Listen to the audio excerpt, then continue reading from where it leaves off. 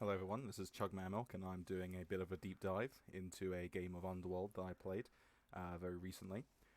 This was against Bright and his Nurgle. Bright is a coach who was a semi-finalist for Skaven in this CCL season just gone, so that is the Champions Cup number 30. So he's no slouch, and basically the purpose of this video really is to look at Underworld in a position where they're finally reaching the mid TVs. They'll be down TV here, so we're down about 350, maybe 400, against a 1650 Nurgle team, which is getting to be a bit of a scary Nurgle team. This is a team that started out as an altar build, so we started out at 800 TV, 2 rerolls, 11 men, with the purpose of, in the first 5 to 10 games, inducing as much as we can to be a massive leveler. So, really what this is there for is to get Glar every game, give us strength and give us claw and extra block where we need it and when we need it. Be able to play rookie teams, hopefully, for quite a while to get Claw Mighty Blow online. So when we do push on and start to build as a proper team, add more goblins, add a permanent bench, regain some rerolls we most likely cut on the path to being extra min-max in the early part, preparing ourselves potentially for a ladder run if we manage to make it. We are 11-4-1 before this game was played, so in of a shout. In the current situation, we would need 6 wins to go top. Bit daunting considering Underworld is high variance, but what this entire video is supposed to be about is to show you how to, if not win, give yourself winning positions as Underworld, even in spite of playing good coaches, because a lot of people have the impression that once you play at a certain TV against good coaches, you don't really get all sort of the luxuries of playing low TV. Low TV, you can usually start up against people who might not progress beyond 1 or 2 games with that team. So a lot of people consider the low TV Underworld build to be kind of like rookie bullying, journeyman bullying, seal clubbing, whatever you'd like to call it. To an extent it is trying to rely on games that won't harm your team that much while also bullying teams by being the overdog, really. Sometimes even trying to get into that realm where you're 1200 with Claw Pom, spinning into fresh teams and bullying in that way. But all in all, this is an inducement build, and this is just a sort of a game to show you that you can still win with Underworld when you're not, playing rookie teams and bashing on them, and you're playing when you're playing good coaches. So we'll just go into it and sort of talk about the game. So we induced Glart, a Babe, and also a Wizard. We're playing Underworld. We're playing Nurgle, and this is the team. So just to stop again, has 2 big scary kill threats in the warriors that can really sort of lean on us and generate more hits if we don't manage to get away or we manage to get too outmanned, and the Beast Nurgle stand firm guard will help that, keeping pieces in place, so on.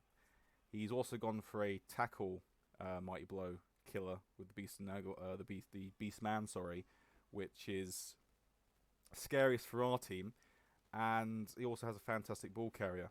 He's got a lesser killer here, and he's also got some dirty player, but he does have no bench, which is always a nice thing. He has 11 men. It could be a bit of a scary matchup. Now, if this was rookie Nurgle, you have a pretty good chance because they have no block. Beast Nurgle's a bit scary, and they do have foul appearance, which does really hurt because as a snipe team, if the one snipe that you make in a turn goes foul appearance, it unfortunately ties up most likely a very important piece, say Glart, and most likely gives a hit on Glart, especially because of how high strength Nurgle are compared to you. So it is a bit scary. We do acknowledge that, and that will be in our minds. And once they have a bit of development, they probably start to eclipse us at this point. If not eclipse us, the matchup is a lot scarier than we would first have it. We ourselves, however, are carrying quite a nice few pieces. We have our own Claw on the Troll. We have our own Claw Mighty Blow. We have it on Strength as well, so with 2 Strength up pieces, and this is a bit of an unusual Underworld team, because we have Strength 4, Strength 4, Strength 4, Strength 5. So we're not too far off, to be honest, strength, in, facing down the Nurgle. In many ways, these pieces are kind of luxury pieces that you might not see on an Underworld team, but if we can imagine Glart will be there most games, if you're playing Inducement Underworld, and one of these pieces will let you have horns anyway to give Strength 4 on the Blitz, it's not outlandish, but of course Strength 4 will help us, and you will see how it helps us. So although I could give you a game from my previous run where I actually did qualify, and therefore have some credentials behind that run, where I had no strength up whatsoever, I was just dealing with pretty much an Underworld team with some normals, maybe 1 or 2 doubles. I feel like let's just go into this a little bit at the very least, because this is a game that I played recently, it's fresh in my mind, and it's also one that I think we could have won if we had played a little bit more tightly. There's a few key decisions that weren't misplayed because we were Underworld and therefore are shocking and we just couldn't do anything about them. Fundamentally, they were misplayed because we played badly, and if we played as tight as we could, that potentially could have meant the world of difference. We got to choose to receive or to kick, and we kicked.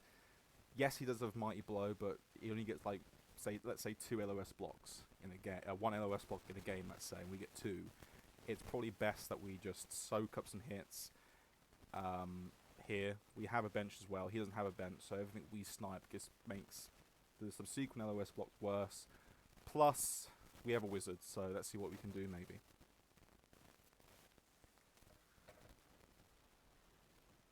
A lot of this video was also created because we have been watching Andy Darbo play Underworld at the behest of his stream, and he's very much of the opinion that Underworld are a bit bad. And I see his point. They're a counterintuitive team, but maybe this as well is just to sort of say, well, this is what you can do with Underworld if you sort of utilise it properly. So he's gone for a proper all-mans LOS. he's not afraid of rolling the perfect D. He does leave some spaces open on the side, and because we're very fast, to be honest, probably a mistake. Survived the first hit, which is quite nice. You might think, oh, that's unlucky. It's a bit unlucky for him. But then again, he doesn't have piling on. This is the thing. When Underworld face mass piling on, big issue. So when, if this was like a 2016 environment, a BB 2016 environment, this match would be a lot less scary because there's no potential for piling on. So we can expect him to like hit stun to with Mighty Blow and Kaz, and it's a very scary piece, that Mighty Blow tackle. But don't just treat this LOS as, oh, I'm going to lose 3 players, because it truly isn't. People overestimate how much they can just destroy Underworld, and usually it's to the disadvantage. Thank God for us, 2 goblins have survived the LOS, but I can surely tell you that there will be damage at some point in this early run of things. But that's quite nice. He's decided to blitz a goblin. He hasn't made it a 2 dice. Most likely because he would have to leave this out of position to get blitzed by a claw. So probably the right move-ish. But he could have chosen not to go for a goblin. He could have chosen to go for the troll instead. All in all, we're very happy, if he can't get the 55% knockdowns and everything like that. Yep, making sure that we would struggle to hit any of his high strength pieces, and that's fine. Frankly, though, we will try and avoid hitting if we can. And that's a bit of a brutal 1 in 9. He has to take it unless he wants to bring that down for a hit on that. He's looking for the Mighty Blow hit, obviously. And also potential to push that into there for a nice gang foul. Probably a risk I wouldn't take, because the troll isn't the most important thing in the world. He has no bench to us as well. So that is fine, but the 1 in 9 could have been a real pain in the arse for him. And he has stunned himself because of that claw and Mighty Blow, so troll doing work. There is definitely a thing for not putting the troll in the LOS, because it can be fouled and can be killed, but we thought he has dirty player, but he has no bench, so fouling is not a great idea. He would still be usually in a position where he can be hit by claw anyway. probably best to leave one of the stunty pieces not on the line, so he doesn't just free dice everything and assuredly get knockdowns. And if he does roll the push as he does fail the 75%er. He doesn't usually leave himself in a position to get great follow-ups. We're happy for the troll to be there. And in this position, a goblin can simply assist him, and he's tied up these very important pieces. So, troll in the LOS is most likely a good idea most of the time. It's a case-by-case basis. There are no ingrained rules for Underworld apart from don't put your Skaven on the line. And troll gets up.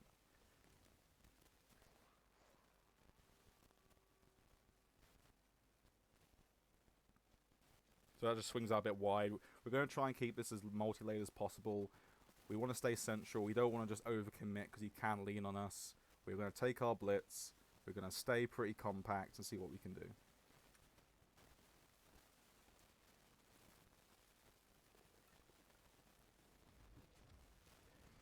We remove it as well, which is very nice. Rotter hits and Pestigor hits are the best because the Pestigor really represent their their responsiveness, while Rotters obviously go pop, hopefully. Procking foul appearance on this just isn't worth it half the time.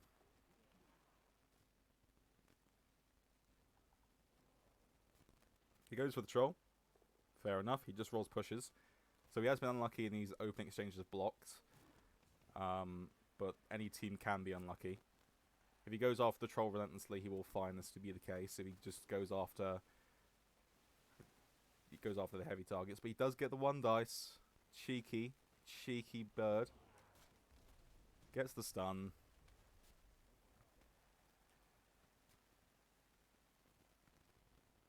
That's all he has to do, really. Doesn't have to do anything more than that.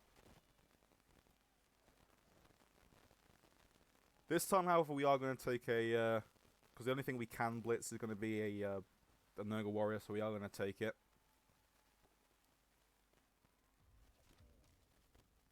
Don't get a reward for it, but we don't get stuck, so happy with that. Just retreat back. Again, we don't have to go insane on our commitment. There's no reason to. It's probably a bad idea all in all. So we're just going to have this 3-layered thing, so if he wants to do something like blitz through and stand on people, it's all people that we can afford to be stood on. Now this is a real swing turn, however, and this is where the game gets really interesting. I think my opponent attributes more worth to that troll than I do, and it clearly shows here, and you're going to see what I mean by this. The troll could just stand up every turn and just take hits, or he can just lay down, I don't care. Now he rightly goes after a 3 dice here, he knows Stunty's probably good to get removed. Unlucky, but then he re-rolls that, which I think is a very bad idea. Bright's a good coach, obviously, no impingements upon his coaching ability, but you just let that go. It doesn't gain you enough in terms of position, and you still get the juicy foul, but he does get the removal. So in the results-based Blood Bowl world, someone would say that's a good move, but this is the key thing. He goes for the Mega Mundo foul and just leaves that out there, I think forgetting I have a wizard. Plus, he could have maybe made the foul a bit better by moving that in there. But he's covering the wrong side in my mind. He gets sent off, so he's definitely going to be down now to 10 players, no matter what. He's down to 9. I'm up to 10. So what this now all requires, on my end, hopefully, after the wizard works, removes a player, so he's down to 8 players for this drive, is a simple work here. Now there is a foul appearance roll in this, of course, and I do proc the foul appearance. I re-roll it, and normally I would say re-rolling a foul appearance is a stupid idea. Don't do it. There's no reason to. But I did, and that's because I thought I could put so many players onto the ball, and with no good recovery, he's in a bit of a bad position. So going down to 1 re-roll on a foul appearance, quite dicey because 136 does fail. But I thought, let's make it. I'm going to take a bit of a risk here because I do know, although we're up players, that might not be the case for very long. No stun, that's fine. That goes out there to not be completely into the thing. Just cover the ball where we can for now.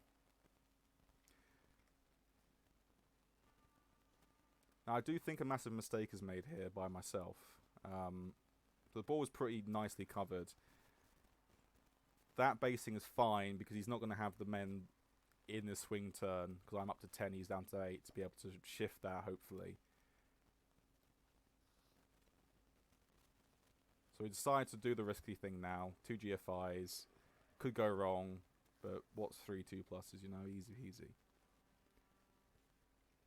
Mark out that man. But this is the problem that we have left ourselves open for. That is pretty well shielded. He can still get 2 dice, but then it would require a lot of dedication. This going there is fine, because it definitely ensures that's not going to get shifted. But the major issue right now is this. The Beast of Nurgle is still in a position where he doesn't have to sack the ball this next turn if he can get the Beast of Nurgle on me. To stop that, that would require me most likely putting Glart on this Claw Warrior. So you might say that the choosing not to do that and just accepting that he might get to the Beast of Nurgle on me is probably best. But at the same time, this could go to here or there or something like that. It could go in a position where it can be freed up for the next turn. But we did the double GFI instead there.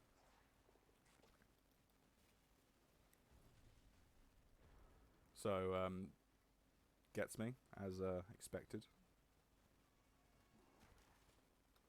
No break though. Wasted his 6s on the pals, let's say.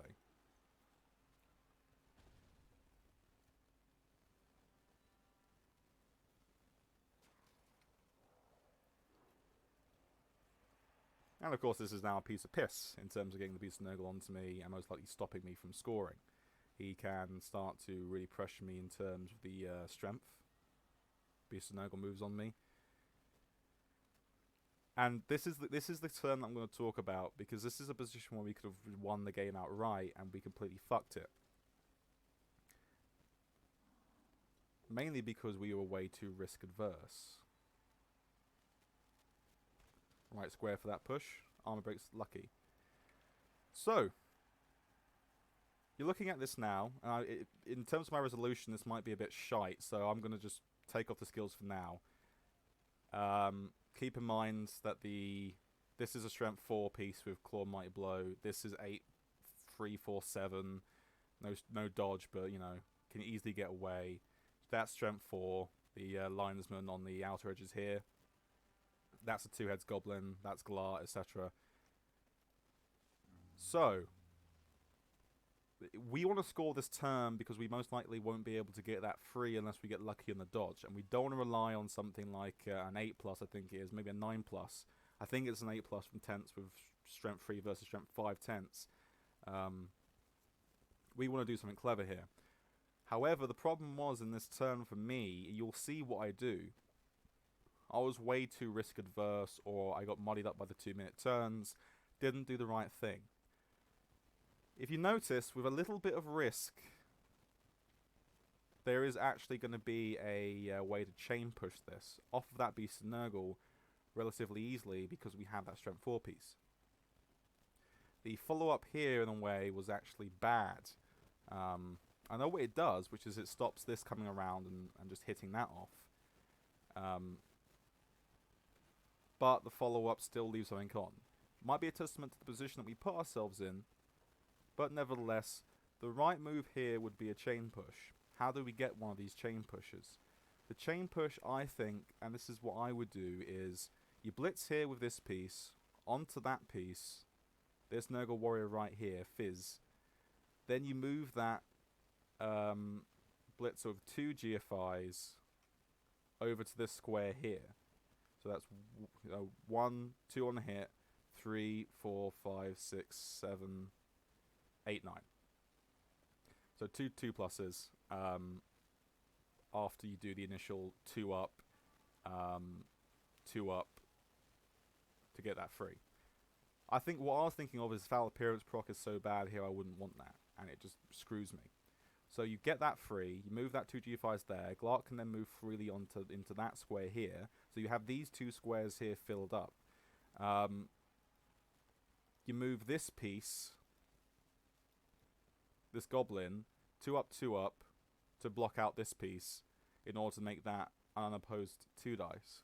Then, this is the riskiest part of the entire thing, but if it works, it means you don't have to make any more rolls, apart from this block. 3 up here, naked, hopefully with the reroll, into that square, to then, on pushes, or better, you push that into you push this beastman, this pestigore, into the goblin, who pushes the goblin into that linesman, who then runs away and scores. In that case, even if Bright were to score fast, and you know he has that piece back and he manages to score fast, whatever, we put ourselves in the driving seat potentially for the next half, unless the second set of LOS blocks shred us. However, I fucked this up entirely. Pardon my French.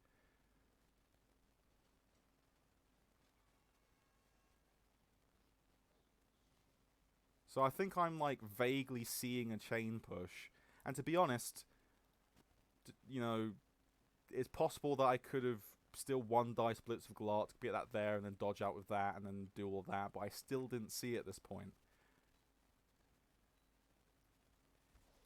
And if it wasn't for the fact that we're playing Nurgle, that might be okay, because it's a simple 3 up to get the chain push there. But when I saw that it was going to be a 5 due to these disturbing presence markers, it suddenly turned that move into not a clever one, and the way to get the chain push was single-handedly done in. Plus, I think I kept forgetting the Beast of Nurgle will stand firm, which is a real pisser. So instead, we still have a reroll in hand, so if we re-roll something like an 8 to get, you know, away from tentacles, not including the 2+, it's still something pretty okay, like a 50%er, roughly. But it's obviously the inferior play, the strongly inferior play at that. Goblin at least moves to give Glart chance to move and to see, like, make this kind of a line where we can reinforce things. And even if he does get the hit, which he most likely will now, if this doesn't get to go free, it'll be hard for him to get the ball back. But we fail the tentacles. We fail the reroll. Tragic stuff. But that turn there was proof that with a little bit of ingenuity, and of course these removals, but hey, we remove things as well. And this is a self-removal as well, so that's his own fault. Underworld do have some tools to deal with certain things. Granted, we are definitely given a massive boon by the fact that we have these interesting strength up pieces, as well as this super linesman. Don't get me wrong, and some people might say that we're playing an Underworld team unlike many other Underworld teams. But, you know, at the same time, the Edge 4 piece could just be a 2 heads extra arms linesman. They can build that due to, you know, extra arms and all that. And mutations and everything. Yes, it's nice having a strength up piece, but if that thing got horns, for example, on a normal level up, which is something that it would be aspiring to get, although we'd have to rely on more 3-ups, it's a big possibility we would be able to do these plays anyway at maybe a slightly higher TV. Nevertheless, let's see what happens. He removes the goblin. Fine by us, just a KO. These might be able to do it though. So it's got an easy 2 dice here. Yep, as you like it. Makes the 55%er. Kills it. That is not good. But Apo saves or star player. That's quite nice. That's very nice. So there's still a realm of possibility where our opponent, if he activates the beast and went stupid, which could happen. So I think this is, obviously he wants to get that thing marked, but this is quite greedy, I think, considering the board state. If that failed, that's an easy as hell 2 dice to get out of that.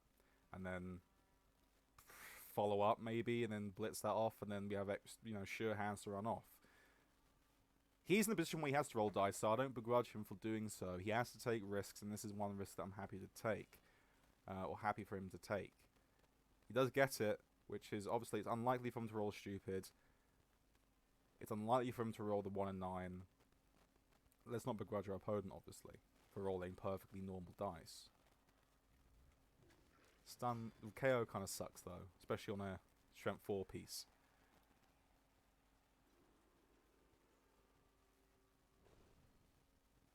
So yeah, this is now looking a million times better.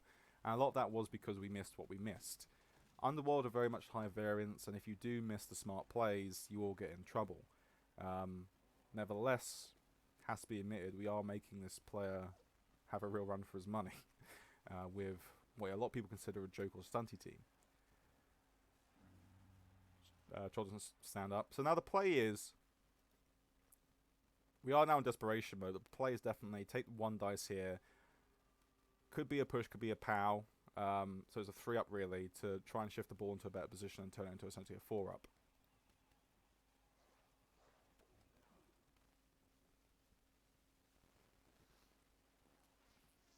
That move there was to ensure potentially that we have a piece for free for recovery if it does give us the God Scatter. And where he is, if it's a really good scatter, let's say bounces into there, we could do 1, 2, 3, pick up on the 4-up, dodge out the 3-up, 4, 5, 6, 7, 8, 9. Unlikely, but if we had all the rerolls, if we had the reroll for like the dodge, we'd be more than happy to like just go ahead with it. Fortunately, we don't get the scatter, that's fine. It was a bit of a pipe dream, so now we're going to try and hit him off. And if that had worked, we would have, for a push, another 3-up, we would have gone and tried to pick it up, picked up with the goblin, and then run away and potentially scored that turn. We just had to then get the... at that point, after all that happened, just wanted to get bodies on the ball. But you can clear that easily, sadly, and most likely is stabilised. Fortunate Goliath isn't dead there, of course. And this is obviously Underworld's thing. When they get engaged into a massive fight, a massive brawl, things go down the drain massively. When people default to getting into a massive brawl as Underworld as like a play, they see they see an extra hit that a player with whose high strength bash is given them, and they go for it. A lot of the time, that means it just goes all terribly wrong. We saw an extra bash for Glart, and obviously it was for a expressed goal of getting something free. But nevertheless. So because he stacks the GFIs, he's put himself into a bit of a grim position. We are still harassing him and haranguing him at every given opportunity. So that's pretty nice. And there's a big chance now of no rerolls that he doesn't score at all. Because if he doesn't get that free to pick up, it's still GFIs he has to make. He has to make a GFI 1, 2, 3, 4. He has to make 2 GFIs that turn. Wait, 1, 2, 3. He has to make 1 GFI to get into range. Nevertheless, in addition to that 3-up.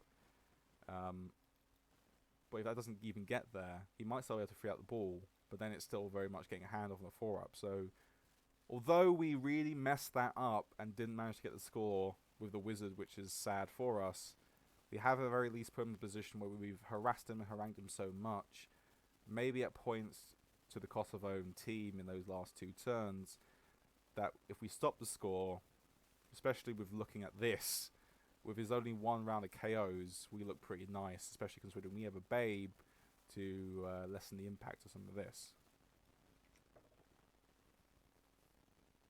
So a lot of dice works out for him now. Dice equal out. Dice aren't an important factor anyway. You make all the decisions that you can without... thinking about probability and thinking about what's not mad. But, you know, we couldn't get the goblin over to at least turn that into like a block he has to make. Most likely he has to get a knockdown as well. So this is a simple 3-up.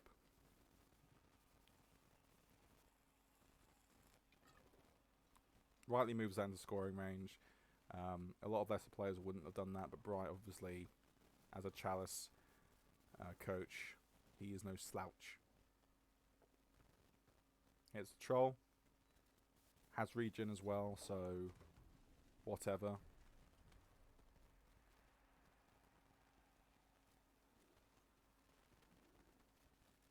And he fails to pick up.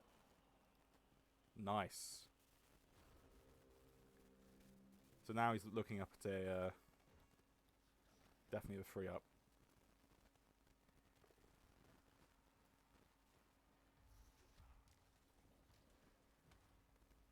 Very nice.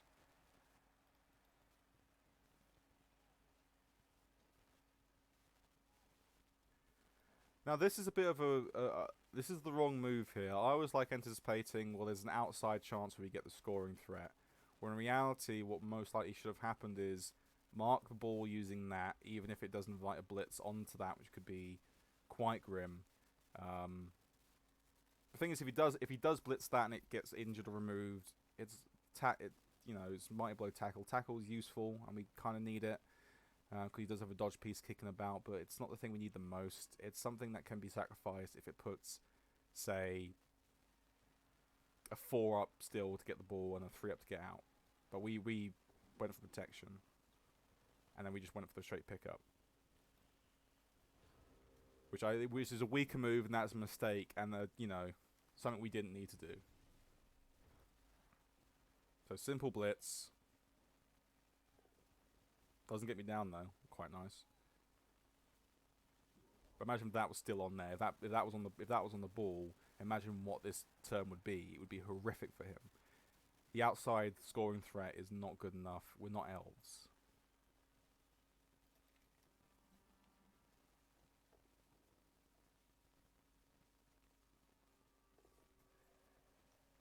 And a dodger, yeah. So makes a 3-up, 2-up, 4-up. A lot of coaches would be like really angry and sad and like, oh, that's impossible. How do you do that? With no reroll. I was diced.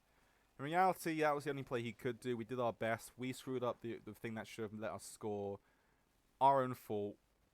But you're starting to see that this is a very competitive game. Part of this is no piling on the Nurgle team and some really nice pieces on our side, as well as the inducements, but that's sort of what Underworld is supposed to do and how it's supposed to play. It's supposed to be that sort of heavy inducement game. We will be sad that we didn't stop him from scoring, and this turns this into a draw because we're playing for the record still.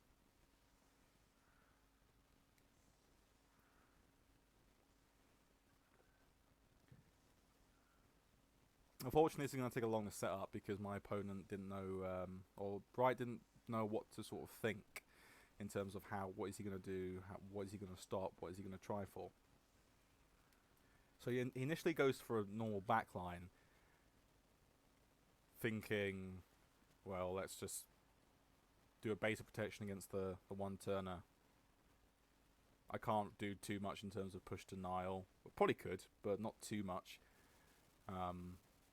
Zonal marking, he just wants to go for the normal back line, especially almost like to stop his players getting hit by more Claw Mighty Blow, because there is Mighty Blow, Claw Mighty, Claw, and also Claw Mighty Blow with Strength 4. So there's a lot of potential for damage in the swing turn. But we're not going to go for damage, obviously, because that doesn't help us win the game. Plus he has regen still.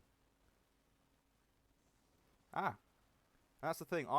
You catch this, but what you don't catch in the replay is that he kept going forward for a moment. He kept thinking that I'm going to do the throw teammate. But I guess he stopped that because he was like, well, what if he doesn't do the throw teammate and he just blitzes one of my pieces? Or if he does do the throw teammate, he blitzes one of my pieces and it dies, opens up a hole, still gets the throw teammate, and then whatever. While this setup, at least in his mind, I assume what this fundamentally does for me is we have no reroll, so yes, the throw teammate's unlikely. I'm going to protect my pieces. However, I do think there's not much he can do being down 2 men, obviously. But he's obviously not going to respect the fact that we're going to go for the one-turner by conventional means. That, or he does respect it, but he wants his pieces protected. I don't know. There's validity to all sorts of interpretations.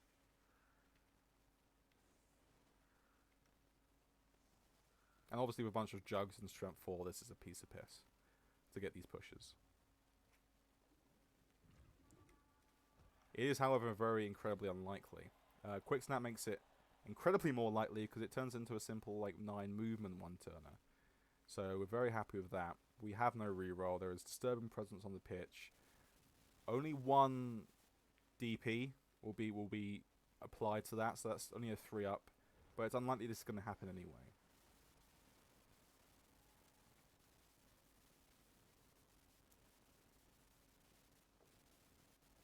Get the pushes.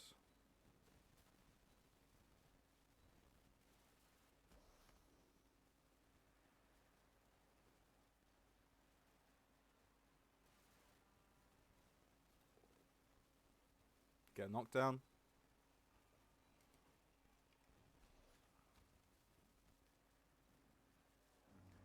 Because this is an unlikely play, we decided to take the 3 dice anyway. Just to see if we can Kaz a rookie Pestigore. Not a massive like advantage if we did Kaz that, but it's still part of his responsiveness. If he's down one of his moves 6-3 edge, could be massive, and plus it would level him. So we decide, why not? And let's say it also burns a 1 in terms of like superstition. Burns a 1. So the 5-up succeeds, which is about 50% with the reroll. So it was going to be 6+ if we didn't make the GFIs. Happy to make the GFIs even if it could kill me, because we got the pushes in for a penny, in for a pound at the very least. If this fails here, whatever. But in for a penny, in for a pound here to try and see if we can make it a 1-1. 5-up works with 3%, 3-up 67%. This is still quite hard and very scary though. But because of these gaps, because he is down men, and there's nothing, he would have to leave one of these 2 square wide gaps no matter what. A fairly easy route. It's a 3-up, 3-up, 2-up, 2-up with GFIs added onto it. But unfortunately, we don't quite make it. Could have killed our own player, frankly, by doing that. But we took the risk because we really want to win as many games as we can quite early on, so we don't have to keep playing the team to a point where it might get bashed in a really bad matchup when we go a bit higher in terms of TV. That's qualification thinking. And in a league, you shouldn't really be thinking like that. You're happy to take a draw and not to go for something that will kill your team if it doesn't really affect the ball state going forward in terms of the game weeks.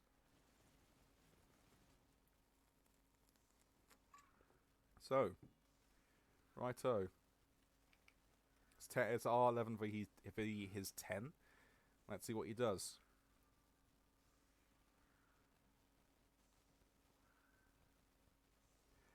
So he's asked a big question of us where it's like we can't get the assists in to make this easy, so we're going to have to open up with something most likely risky. A big disadvantage to Underworld, especially because he has this guard here. If we had the guard, it'd be a piece of piss. No one would care. And a big reason why guard early on the Warpstone Troll is just as valid as Claw. Claw levels him up somewhat faster, not really though, while guard keeps him useful early on. We will have to be risky here, and we're happy to do so. But keep in mind, what I'm about to do here isn't perfect, and in a different board state, you might very much choose to be a lot more careful. Nevertheless, this is definitely the perfect time for Bright to induce some sort of horrific failure upon us. What we are going to do is keep some of our most responsive pieces free. We are going to dedicate things to line, but they're going to be the things that, if they got tangled up in this engagement, aren't the most important thing, we would hope. So I think I had a good long think about what to do here. And it was a troll and Galar, and you know.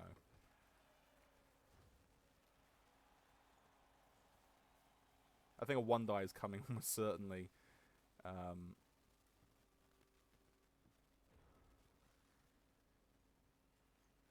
I think the 1 die comes from this piece onto that piece.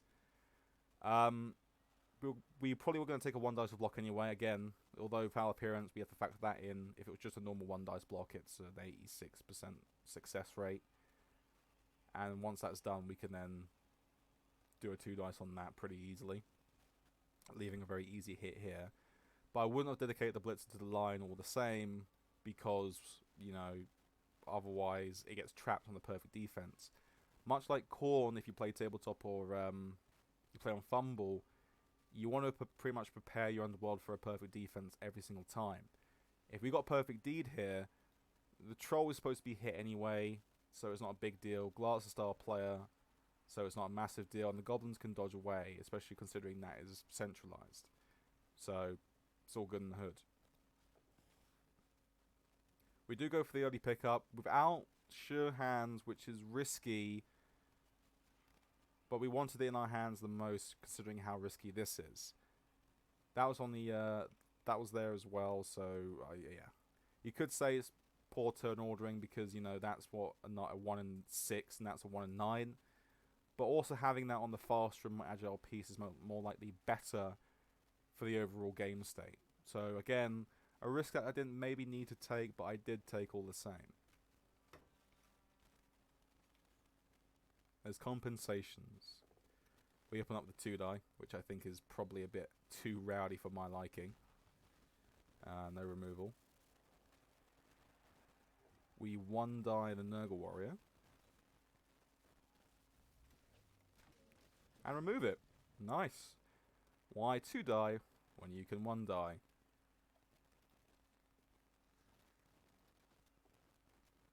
Very nice. Claw unfortunately doesn't do anything. And we're creating, again, an onion, creating layers. So if we were to go base, all men's, then we would have pieces free in the subsequent turn. Blitz is there, that'll be free. He blitzes there and he puts men on there, at least we'll still have one of our Mighty Blow kicking about.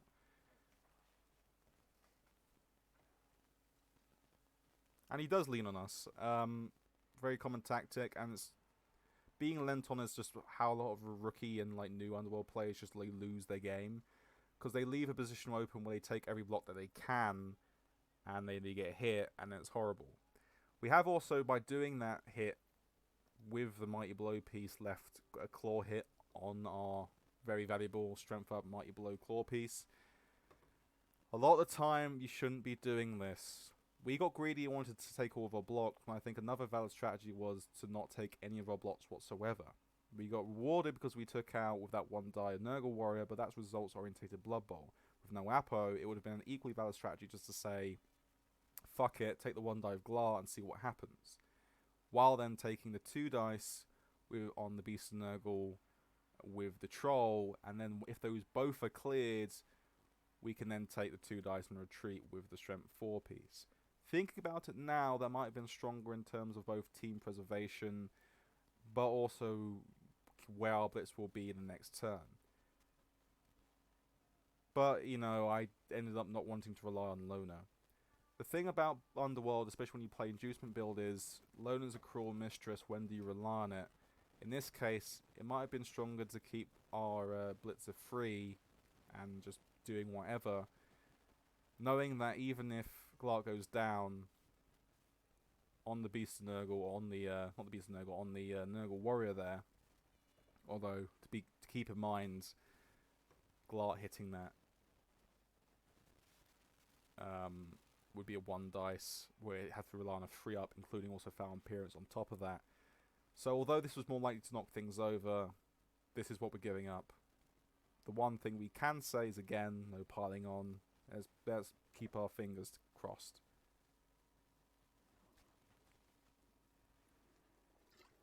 And we weren't punished. So again, the thing about Underworld is not giving up things that you don't need to give up. We probably gave up something we didn't need to give up there. Probably should be a little bit embarrassed about that. But again, people can probably make arguments regarding what happened there as being a marginal play, plus you wanted all the Mighty Blow hits. And again, sometimes with Underworld, you don't want to take every hit that you're given. That just leads to disaster. Like, that turn could have easily been disaster, considering how many pieces we had tied up and what he could hit quite easily. And that Goblin base is there. just to keep this side very strong. We've tied up his Nurgle warriors and his like strongest pieces at the very least, and they're quite slow, so they'll be most likely irrelevant in this matchup for the next turn at least, whilst going hard on here to assure us we have like a gap to run through. Going too hard too early as Underworld can be an issue, but I think here we were happy to do so because not only of the removals that we had currently made, but just to give us an option in case we wanted to go for the win by winning, you know, or getting the score in about 2 or 3 turns, and then seeing if we can turn them over. I think luckily we decided that was an unwise move, and instead we just hang out for the draw. Sorry to spoil things for everyone.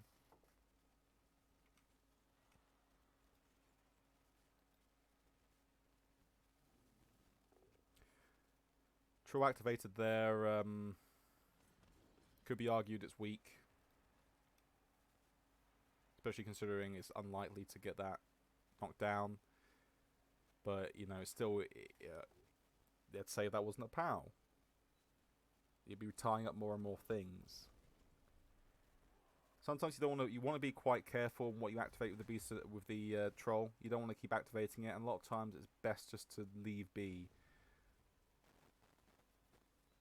Troll overactivation and troll overutilization is a massive problem with a lot of Underworld players. They do it too much.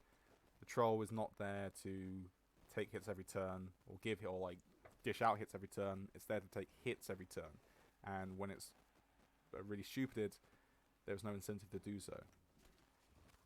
Oh no! Oh, he's missed next game. That's sad.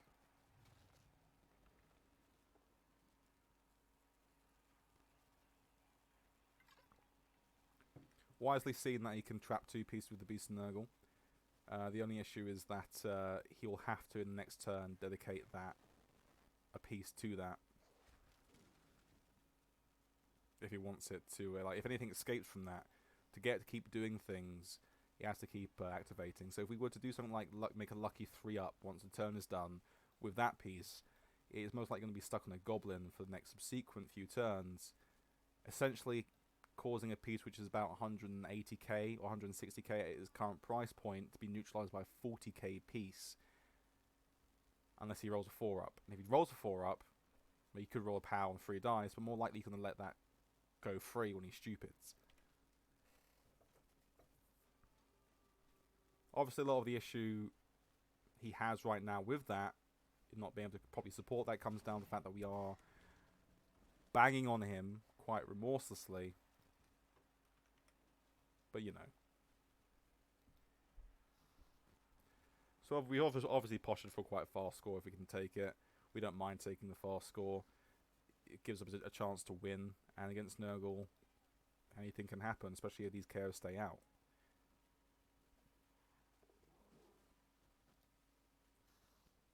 Foul appearance proc's unfortunate, because if that had worked and that was a knockdown, let's say a POW even, into there, he'd have to dedicate 3 pieces to being able to knock that piece down, and otherwise his most vicious pieces, his most killy pieces, and his strongest pieces, which are the ones that can lean on us, get trapped on a single troll.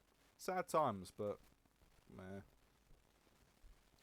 Tense doesn't work, unfortunately, on either case. But still, he can't activate them, and if he gives support to help activate the beast, then he's just, you know, taking the foot off the gas and allowing us to stall if he really wanted to. Again, he gets to hit one. He gets to hit on one of our most highly valuable piece. Sometimes it's okay to let someone keep hitting you at your killer. I know this sounds like stupid, and it's like, what are you talking about? Think of it in 2 mindsets. One, if we lose a piece like this, it dies, and we get to replace it for the next game with a fresh piece. At least we get to play on low TVs for a little bit longer in order to build up the team further, or just grind out qualifying record by having a shit team. Sounds sad, and often it's derisable, but Underworld don't need too much at the very least. You could say at least maybe we're getting a bit of bloat by having the strength off. But we are letting him hit that, because at the very least, if he does hit that, it's very unlikely that he'll be able to stop us from scoring. because it's just a simple 2-up, and we're away pretty much. The way that it's set as well, there's not too much that we can't protect a lot of our pieces anyway. We could have potentially instead moved, not gone as wide in terms of the screen, move the strength 4 linesman, who is definitely expendable, down, or keeping that piece there, or tucked in here, and then he definitely couldn't hit it. That might have been a very wise strategy, but I was worried that he would do something like, if he can, take a dodge upwards and go for a last gasp to a 2 dice on that by doing a few dodges. Maybe it would have been better because it would have potentially induced reroll burn, but at the same time he does have dodge anyway, so probably best not to leave the ball on the floor. We'll leave it hit on the our piece. I guess it's not piling on anyway, so he has to probably roll a 10 or a 9 to proc a Kaz. So if it happens, it happens.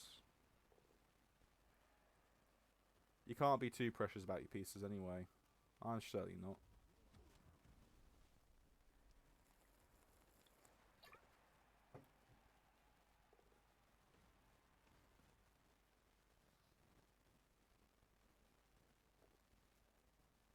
Nice push. Pretty much decides, I think, that the stall can definitely happen.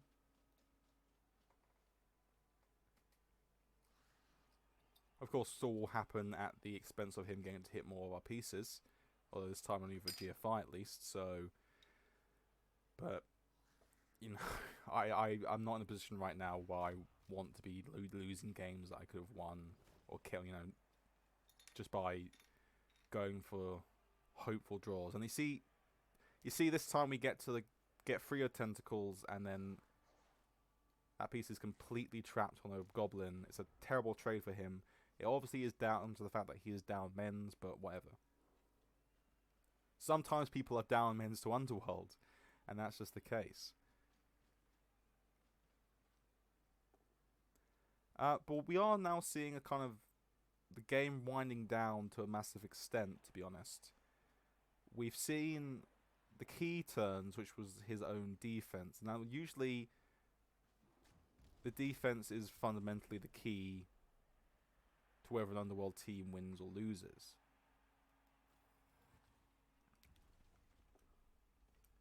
But what this, at the end of the day, the series is supposed to illustrate is you can give teams a strong run for their money, no matter what. Against some good coaches. Oh, it's nice. It's dead. That's lovely. You can give strong coaches a run for their money because Underworld can capitalize on mistakes. They're fast, as you saw. They do have the removal potential to make subsequent drives terrible for your opponent while maintaining a pretty strong bench of their own. But you have to play them quite right, and you have to do things like sacrifice goblins if need be, take the chance when you get given it, and also they are high variance. If you mess up and you let just one small thing on or off the ball, or even more keyly, if you do something like mess up what could have been a very simple and easy chain push to score and win the game, how punishing that can be. But otherwise, I wouldn't consider Underworld strongly dissimilar to any other team, even though there are a lot of things you have to learn about Underworld to play them in the most optimal manner. And that just rubs it in. In many ways, the amount of injuries and removals we've gotten for our hits, like the volume of our hits, is a bit blooming lucky. But that does happen. That does happen. And that's what Underworld's kind of built for. It's supposed to be the sort of snipe team.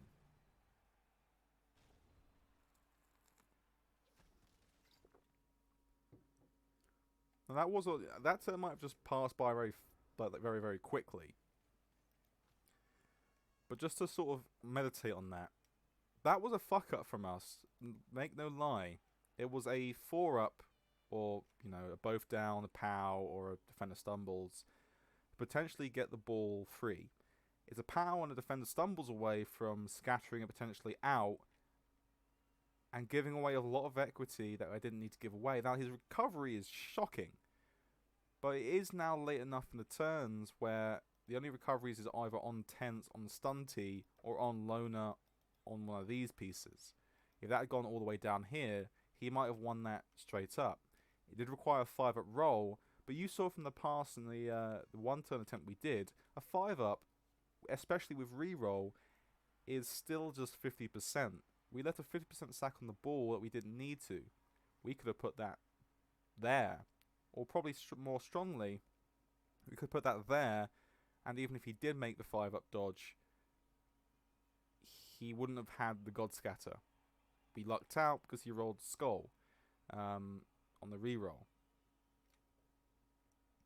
It seems marginal, but when you leave those things on, no matter what team you are, you potentially lose the game.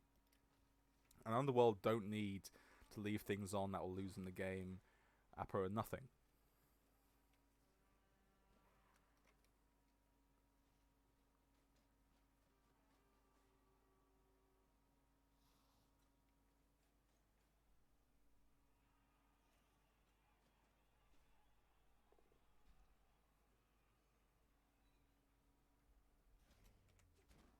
Oh, it's gone. Nice.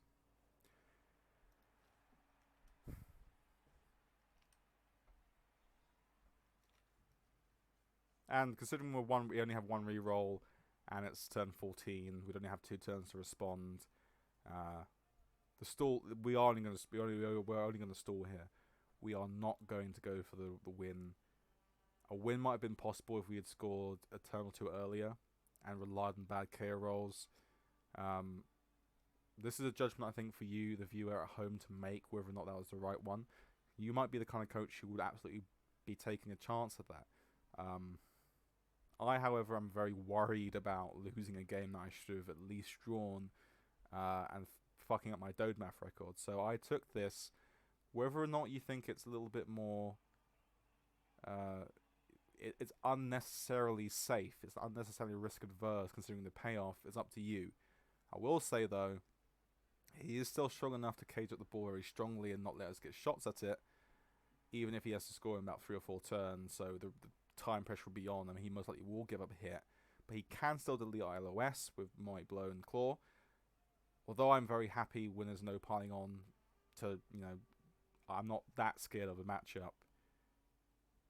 Underworld and Stunty is still very much high variance to the point where if he does get 2 nice hits, our defense might be shattered for quite a bit.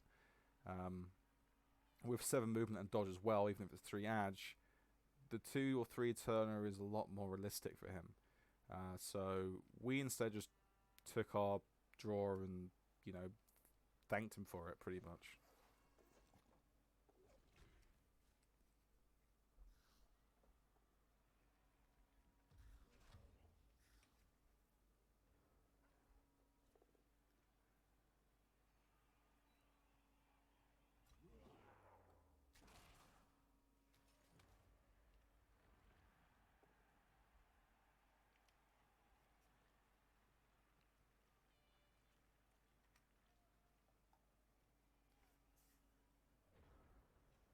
And we you know, this is a pretty much one game. There's not much you can do, but we do make one last fuck up, which will haunt us in the next game we have yet to play, as of this.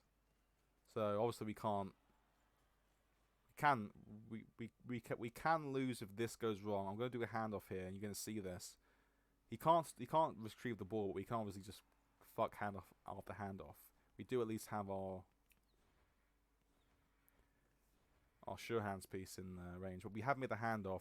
So with that now being the case, we have one final move that we can make, the right move. And the right move being game 1, nothing can be hit out of importance. You move the lineman there. You don't need to mark up these pieces and discourage him from making 1 dice blitzes anymore, or 2 dices that don't get him anywhere. You're fine.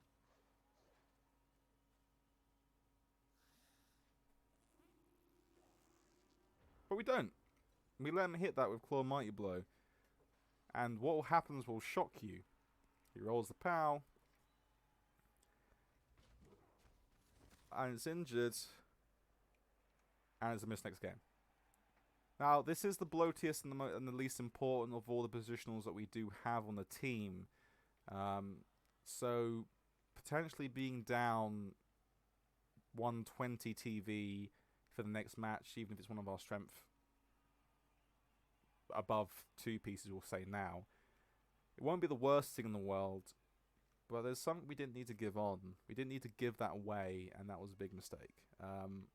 That's not even just Underworld theory. That's just bad play on my behalf. But hey, at least we might get to play more rookie teams. So with the game now fully done, he still hasn't. He doesn't even have the vaguest chance of a one-turner, unless he gets the quick snap, and he gets all of his pieces back. But nevertheless, what this game was supposed to represent is Underworld can be done well against a good coach, against a bad sort of matchup as well. You have to play him quite right, and what I hopefully trying to exhibit there, if I didn't bang on enough about it, was you play with layers, you play like elves, you have like 2 or 3 layers, you don't let people get based. When you get into a fight, things go wrong tragically, so try and avoid that. Look for the smart plays, because the smartest plays that you can make are usually the ones that are going to actually get you somewhere in terms of turning a draw like this was into a win like it could have been, or should have been, if we just played a little bit better.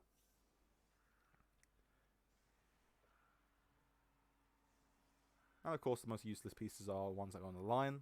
Troll has regen, plus it's not that good. A normal troll with nothing on it is as good as a troll with claw, really. It's not, not a massive amount of difference, and trolls are cheap, to be fair. Glar's obviously a merc, and that has 0 SPP on a goblin. So hopefully I have shown this, and shown that Underworld do have potential. They are high variance, they are hard to play, but you have to play them in a very particular way. You don't play them like another hybrid team or a bash team. Think of them as elves with kill skills.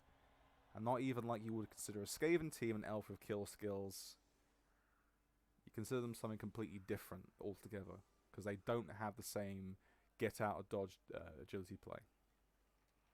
So we offer the only Mighty Blow claw hit that isn't going to be a blitz on Glar. That was right. That perfect D was right.